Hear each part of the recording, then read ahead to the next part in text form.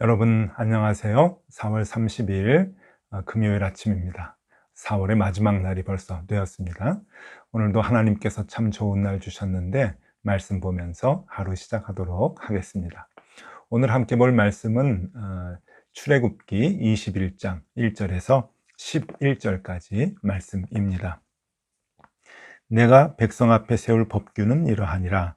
내가 히브리 종을 사면 그는 6해 동안 섬길 것이요 7째 해에는 몸값을 물지 않고 나아가 자유인이 될 것이며, 만일 그가 단신으로 왔으면 단신으로 나갈 것이요 장가 들었으면 그의 아내도 그와 함께 나가려니와, 만일 상전이 그에게 아내를 주어 그의 아내가 아들이나 딸을 낳았으면 그의 아내와 그의 자식들은 상전에게 속할 것이요 그는 단신으로 나갈 것이로되, 만일 종이 분명히 말하기를 내가 상전과 내 처자를 사랑하니 나가서 자유인이 되지 않겠노라 하면, 상전이 그를 데리고 재판장에게로 갈 것이요 또 그를 문이나 문설주 앞으로 데리고 가서 그것에다가 송곳으로 그의 귀를 뚫을 것이라.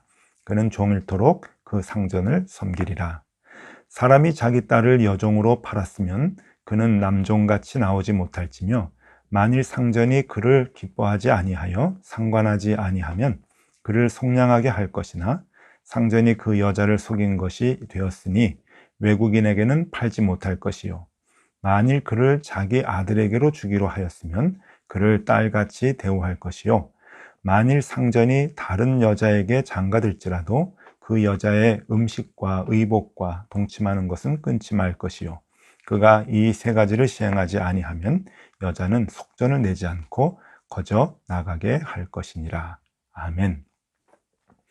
네, 이제 오늘부터 하나님께서 이스라엘 백성들에게 생활 속의 법규를 아주 자세하게 꽤 길게 말씀해 주고 계십니다. 이제 오늘부터 시작돼서 이제 출애굽기 뒷부분에 계속해서 이 법규의 내용이 나오게 되는데, 굉장히 많은 분량 하나님께서 아주 자세하게 모세에게 말씀하시면서 선포하도록 그렇게 하시죠. 그러면서 하나님께서 오늘부터 말씀하시는 것을 법규라고 얘기합니다. 1절 말씀을 보면은 그 단어가 분명히 나오는데요. 내가 백성 앞에 세울 법규는 이러하니라. 네, 법규. 미시파팀이라고 하는 단어를 씁니다. 이 미시파팀은 정말 말 그대로 지켜야 하는 법을 이제 의미하는 것인데요. 이스라엘 사람들은 하나님께서 주신 10계명을 계명, 그러니까 법이라고 생각하지 않고 10마디 말씀이라고 생각한다고 했죠. 그것은 하나님께서 얘기하신 그 10계명을 주실 때 그 출애굽기 20장 1절에 보면은 말씀으로 이제 나오기 때문에 그렇습니다. 드바림이라고 하는 이제 말씀이라고 하는 단어를 써요. 그러니까 정말 법규, 지켜야 할 법규는 오늘부터 출애굽기 21장부터 이제 시작이 되는 겁니다. 자, 이렇게 역사적인 이게 법규의 첫 부분인데, 여러분 오늘 이 말씀을 보면서 우리는 굉장히 큰 의문을 하나 가져야 합니다. 그것은 무슨 의문인가 하면은요, 법규가 시작이 됩니다. 이제 생활법이 이제 처음 공포가 되고 처음부터 지켜야 될 것들을 말씀해 주시는데, 가장 먼저 나오는 부분이 종에 대한 부분이라고 하는 겁니다. 근데 이것은 굉장히 상식적이지 않은 내용이죠. 종은 그렇게 중요한 부분이 아니기 때문에 뒷부분으로 가야 당연한 건데, 제일 먼저 노예와 종에 대한 부분을 하나님께서 다루고 계시다라고 하는 겁니다. 그러니까 뭔가 이것은 그 큰 의도가 있는 것이고, 하나님께서 만들어 주신 하나님의 법에 큰 그 의미가, 하나님의 정신이, 마음이 여기에 담겨져 있다라고 우리가 봐야 하는 것이죠. 세상의 법과 한번 좀 비교를 해보면 이렇습니다. 그 당시에 있었던 법이 함무라비 법전이죠. 우리가 잘 아는 내용입니다. 바벨로니아의 함무라비 왕 때 제정이 된 함무라비 이제 법전인데요. 한번 사진을 보시죠. 우리가 법전 하니까 이제 큰 책으로 기록된 것이라고 생각되는데, 책이 아니고 저렇게 큰 돌에 조그만 깨알 같은 글자로 새겨져서 이제 그 법을, 문항을 이제 그 새겨 놓은 것입니다.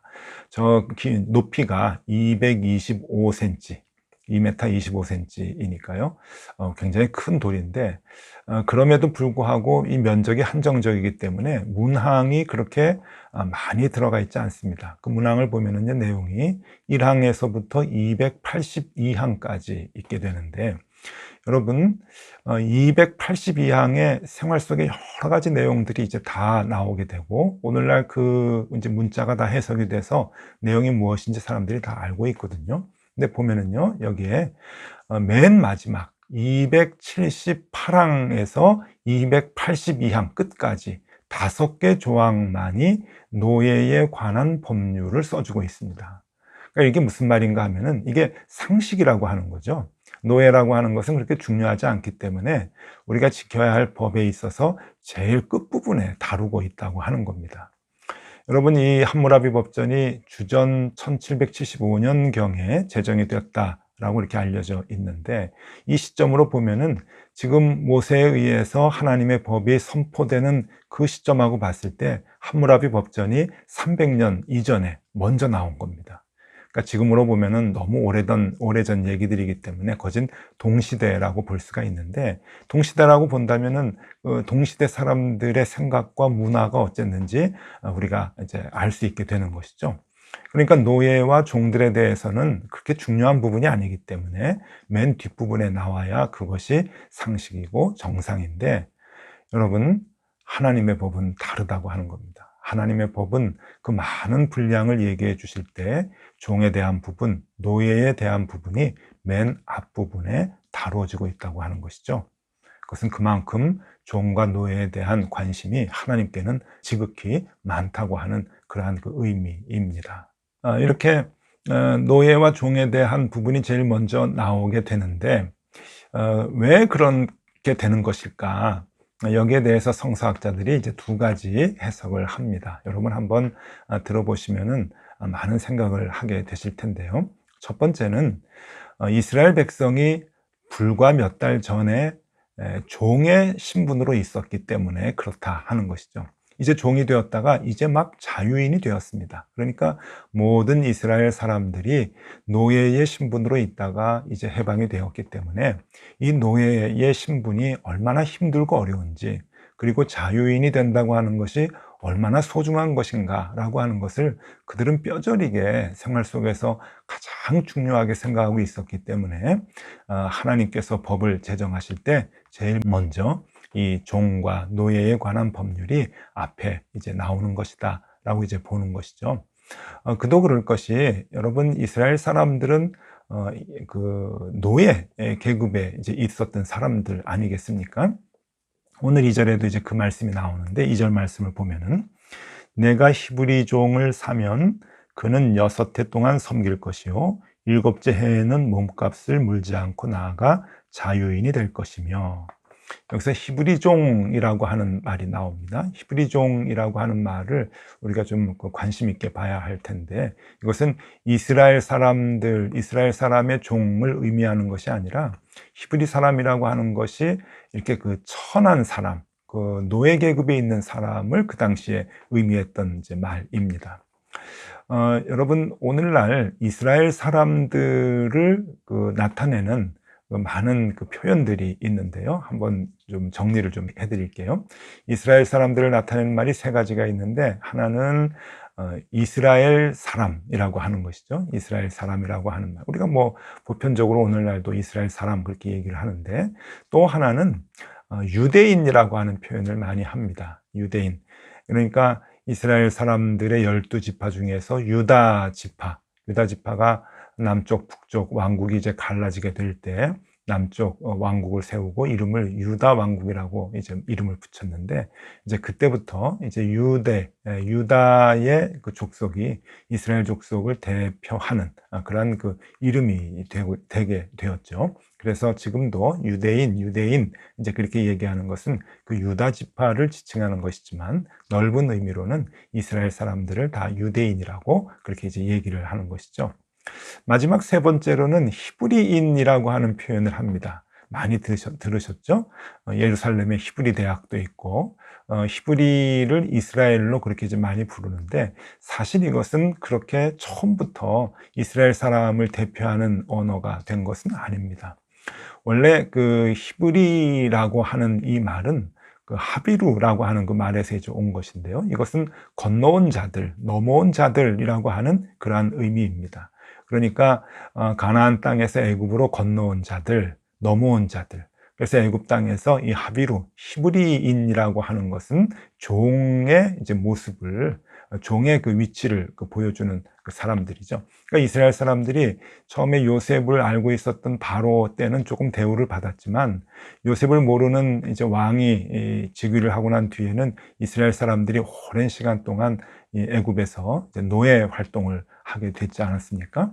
그래서 이 히브리라고 하는 이러한 그 말 자체가 애굽 생활, 애굽에 있는 사람들 가운데서 그 노예라고 하는 그러한 그 의미로, 하층민이라고 하는 그러한 그 의미로 쓰여지게 되는 것이죠.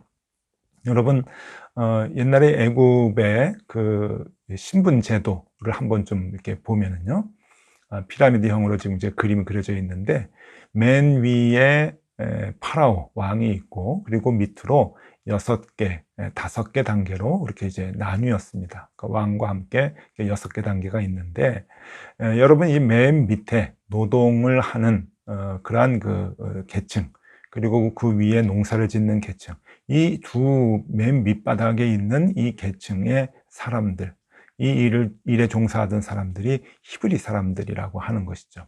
그래서 이 히브리인이라고 하는 것은 이 천한 사람, 이 종의 개념, 그 개념이 있었던 것입니다. 그래서 히브리인 하다가요, 역사적으로 보면은 주전 한 600년 전부터 시작을 해서 이 히브리인이라고 하는 것이 이스라엘 사람들을 대표하는 그러한 그 언어로 그렇게 이제 변화되게 되는 것이죠. 그래서 지금은 히브리인 하면은 그렇게 뭐 천한 사람 그런 개념보다는 이스라엘 사람이라고 하는 그러한 그 통칭적 개념으로 사용이 되고 있습니다.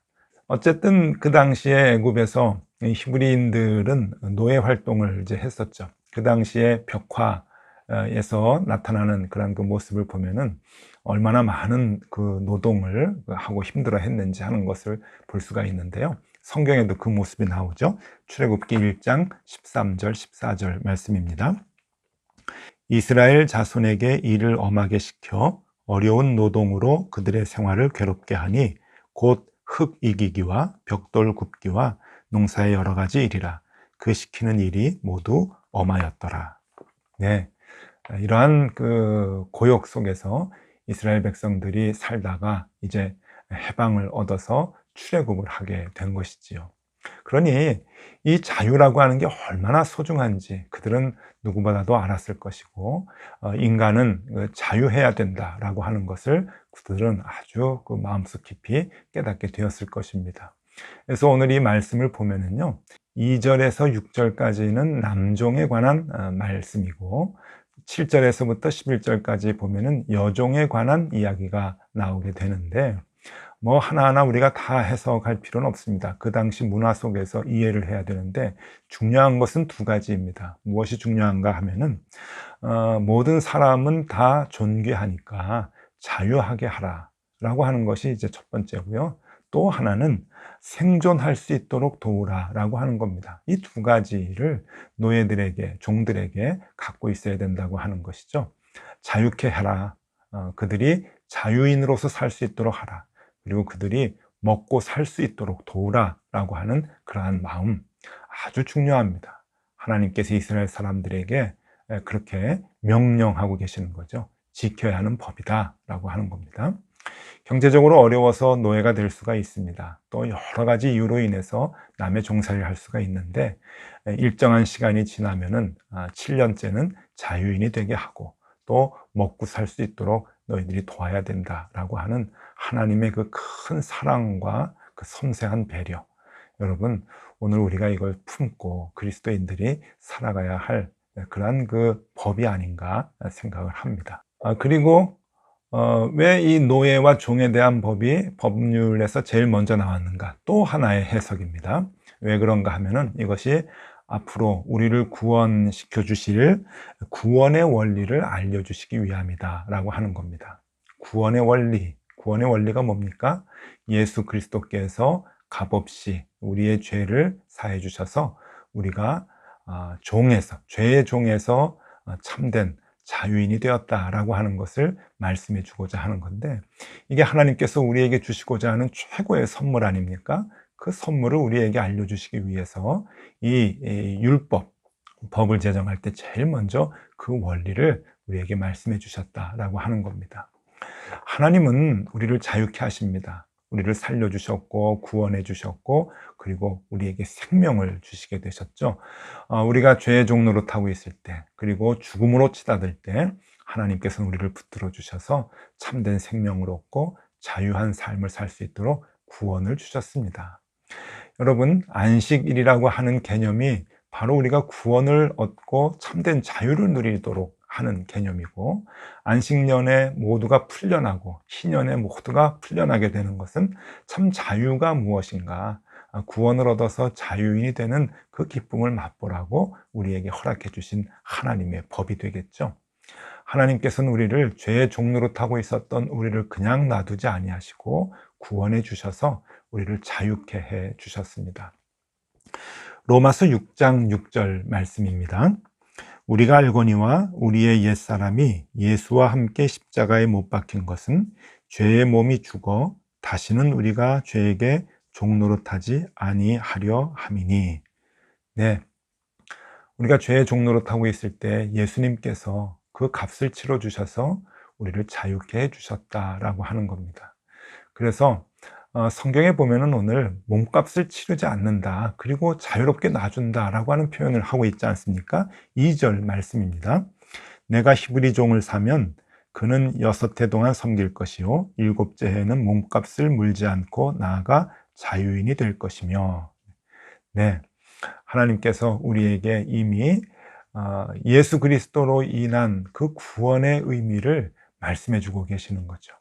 주님께서 우리가 죄의 종로로 타고 있을 때, 죄의 노예가 되어서 허덕이고 있을 때, 죽어가고 있을 때 우리의 몸값을 치르지 아니하시고 거저 우리를 살려주셨다라고 하는 것, 하나님께서 우리에게 주시고자 하는 하나님의 법의 가장 중요한 요소가 되기 때문에 그렇습니다. 네, 여러분, 오늘은 하나님께서 처음으로 제정해 주신 법률에 대해서 우리가 보았습니다. 오늘 우리가 기억할 것은 하나입니다.